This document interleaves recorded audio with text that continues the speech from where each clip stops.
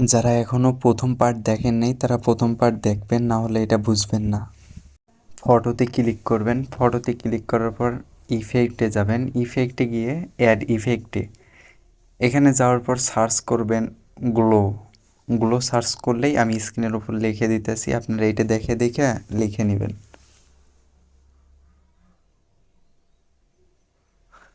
তারপর স্ট্যান্ডার্ডে ক্লিক করবেন, এখানে যাওয়ার পর গ্লোতে যাবেন।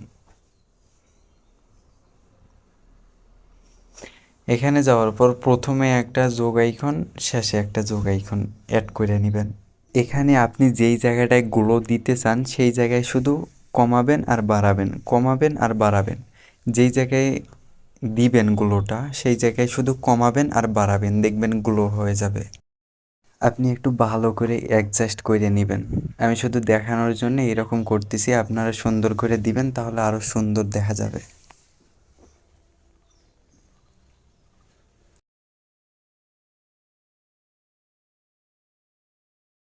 আমি রিফ্লেক্ট করে দেখতেছি, আমার কোনো জায়গায় সমস্যা হলে আমি ওইখানে একটু কমাচ্ছি আর বাড়াচ্ছি, আপনারা একটু অ্যাডজাস্ট করে নেবেন তাহলে সুন্দর দেখা যাবে।